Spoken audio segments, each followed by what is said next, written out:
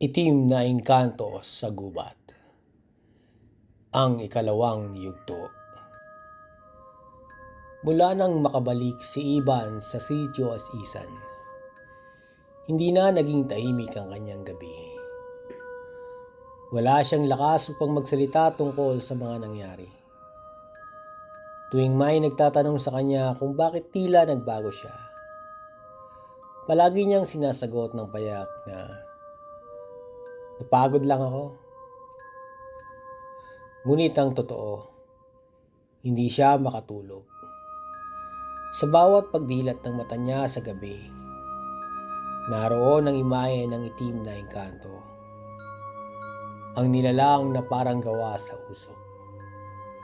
May nagliliyab na mga mata at boses na tila bumabalot sa kanyang utak. At ang itim na batong ibinigay sa kanya, hindi niya maiwan. Tila may sariling buhay ito. Mainit ito sa umaga, malamig sa gabi. At kung minsan, naririnig niya ang bulong mula rito. "Iban, ang oras mo'y nauubos na." Sa ikatlong gabi, hindi na siya makatiis. Bumangon siya mula sa banig at tinungo ang ilalim ng kanyang kama, kung saan niya itinago ang bato sa isang kahon. Nang binuksan niya ito, nakita niya ang bato ay bagyang pumuputi. Tila may usok na umaangat dito. Napaurong siya. Pero hindi niya ito maiwan. Parang hinihigop ng kanyang isipan ang mga bulong nito. Kaluluwa ng iba o ikaw?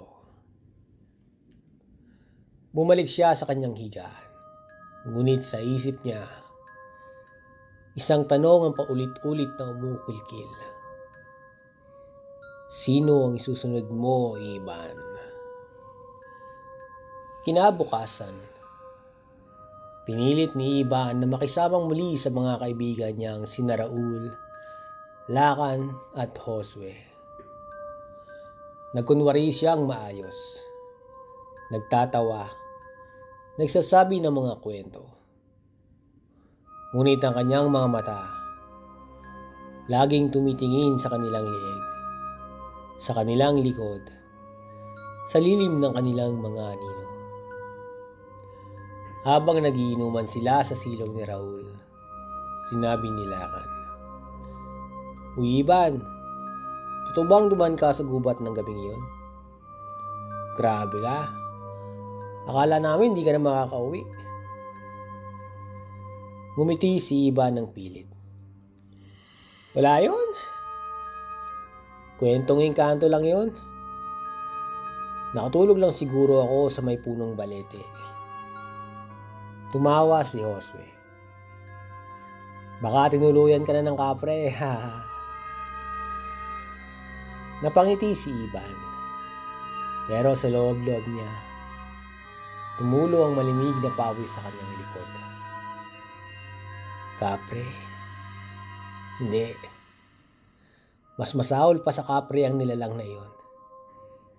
Isang engkanto na hindi galing sa kwento, kundi mula sa anino mismo ng kamatayan. Nang mag-uwian sila kinagabihan, lumapit si Iban kay Raul. "Pare," mahina niyang sabi, "pwede ba akong makitulog ngayong gabi? Masama kasi pakiramdam ko eh. Parang lalagnatin ako." "Sige lang pare, doon ka sa kwarto ko. Ako na sa duyan." Sa loob ng kwarto ni Raul, hindi agad gumalaw si Iban. Nanginginig ang kanyang kamay. Sa kanyang bulsa, naroon ang itim na bato. Sa ilalim ng unan ni Raul, doon daw ito dapat ilagay. Ngunit bago siya makagalaw, may narinig siyang boses. Tandaan mo, Iban, kung hindi ngayon, ikaw ang susunod. Napakagat siya ng labi at sa pagitan ng luha at takot, inilagay niya ang bato sa ilalim ng unan ng kaibigan. Kinabukasan, gumising si Iban na parang walang nangyari. Ngunit si Raul, wala na. Nakita mo ba si Raul? Tanong ng kanyang ina. Dapat may bibilin siya sa bayan eh. Umiling si Iban. Nanginginig ang tuhod. Baka may pinuntahan lang ho. Ngunit sa loob-loob niya, alam niya ang totoo. Bago pa man lumubog ang araw, narinig na nila ang balita mula sa isang mangingisda. May nakita akong tsinela sa may gilid ng gubat. May bahid ng dugo. Walang makapagsabi kung nasaan si Raul. At sa gabing iyon, habang nakahiga si Iban sa sarili niyang banig, bumalik ang boses. Isa na. Ilan pa ang kaya mong ipagpalit? Sa bawat araw na lumilipas, matapos ang pagkawala ni Raul, unti-unting nabubuo ang bangungot sa konsensya ni Iban. Ang kanyang katawan ay nararamdaman niyang lumalambot. Parang binabawasan ng lakas ang bawat takbang. Hindi na siya makatingin sa mga mata ng ina ni Raul na araw-araw naghihintay sa may pintuan. Dala ang isang lumang payong na pananggaraw sa ulan. Baka sakaling biglang umuwi ang anak. Ngunit sa tuwing pipikit si Iban, laging bumabalik ang huling tinig ng engkanto. Isa na. Ilan pa ang kaya mong ipagpalit? Gabi-gabi siyang ginagampala ng mga panaginip. Nakikita niya si Raul, nakagapot sa isang puno sa gitna ng madilim na gubat. Hinihila ng maitim na anino. Sumisigaw ito ng tulong, ngunit walang tunog na lumalabas sa bibig. At sa uli, lulubog ito sa lupa habang tumatawa ang engkanto. Malalim, malupit at walang awa.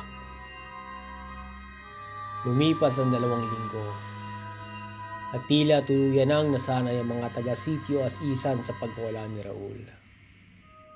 Ngunit si Iban ay hindi. Isang gabi, hindi na niya napigilan. Lumapit siya sa simbahan ng baryo. Pumasok kahit sarado at lumuhod sa harap ng altar. Diyos ko, anong gagawin ko? Patawarin niyo po ako. Bulong niya habang nanginginig. Ngunit sa halip na katahimikan, narinig niya ang pamilyar na tinig. Hindi mula sa langit, kundi sa kanyang likuran. Napakasinungaling mong nilalang. Hindi ka dapat magdasal sa kanya. Ikaw ay akin na. Paglingon niya, naroon na naman ang aninong usok. Nakaaligid sa paligid ng simbahan. Napatras siya at agad tumakbo palabas. Ngunit kahit sa liwanag ng buwan, tila sinusundan pa rin siya ng dilim. Kinabukasan, kinausap siya ni Lakan at Toswe. Pare, mukhang sobrang stress ka na. Tara, magpahinga tayo sa ilog, gaya ng dati. Nagalinlangan si Iban. Ngunit sumama na rin, baka sakaling makalimot. Sa tabing ilog, habang tumatawa ang dalawa sa lumang kwento ng kabataan, si Ivan ay tahimik na nakatitig sa bulsa niya. Naroon pa rin ang itim na bato, buhay pa, humihinga, kumakaway. Pag-uwi, nagpasya siya sa bahay ni Lakan matulog. Gabi-gabi siyang pinapaalalahanan ng engkanto. At ngayong naroon siya, nagdadalawang isip siya. Ngunit habang natutulog si Lakan, tumayo si Ivan. Nanginginig na naman ang kanyang kamay.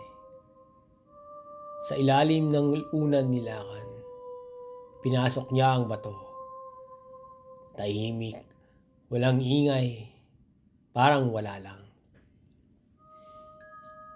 Hanggang kinabukasan, hindi na makita si Lakan. Muling nagluksa ang baryo.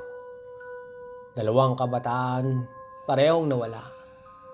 Walang bakas, walang katawan. Si Josue ang pinaka-apektado.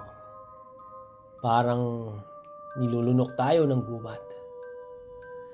Sabi nito sa isang gabi, habang umiiyak sa harap ng bahay ni Ivan.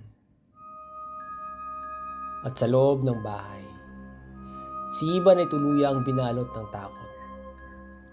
Ngayon, dalawang kaibigan na niya, dalawang inosenteng kaluluwa, kapalit ng kanyang buhay. Ngunit ang engkanto ay hindi pa tapos.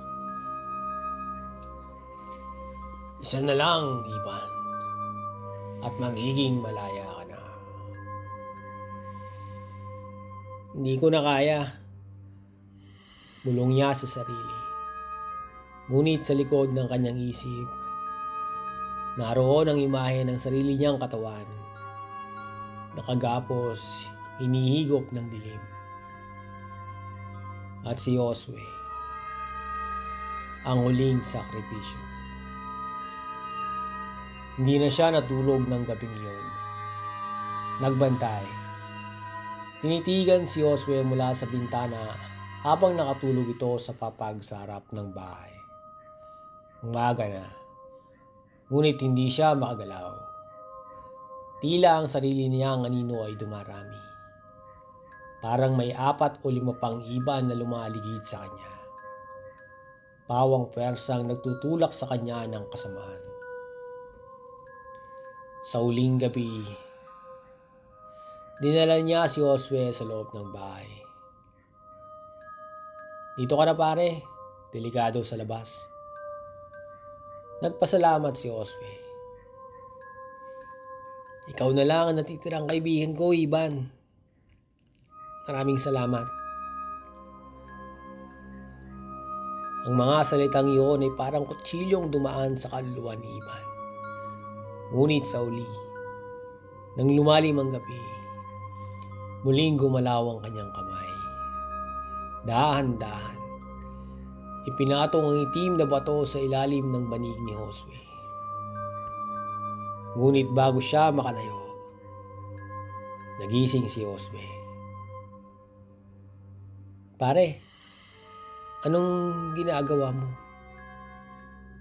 Natigilan si Ivan. Wala. Tiningnan ko lang kung okay ka. Ngumiti si Josue. Sige, salamat ha. At muling pumikit. Hindi na siya umalis sa tabi ni Josue. Tinibayan niya ito hanggang sa sumikat ang araw. At sa araw na iyon, wala ring nangyaring masama. Ngunit pagdating ng hating gabi, si Ivan ang nagising sa isang lugar na pamilyar. Ang madilim na kuweba. Ang mga bungo, ang anino, at ang engkanto. Naroon lahat. Nilinlang mo ako, Ivan. Hindi sapat ang intensyon. Dapat buong puso. Wala na akong kayang gawin. Tama na. Kunin mo na lang ako. Sigaw ni Ivan. Ngumiti ang hingkanto. Yan ang hinihintay ko. At ang huling sigaw ni Ivan ay nilamon ng dilim. Kinabukasan, natagpuan si Josue, buhay at ligtas. Ngunit si Ivan na hindi na nakita pang muli. Sa gilid ng gubat, isang matandang apodaryo ang nakatayo. Tinitigan nito ang madilim na kagubatan at mahinang bumulong. Binigyan ka pa ng pagkakataon, Ivan. Pero ang sumpa ay hindi madaling takasan. At mula sa anino ng mga puno, isang pares ng nagliliyab na mata ang muling sumilay.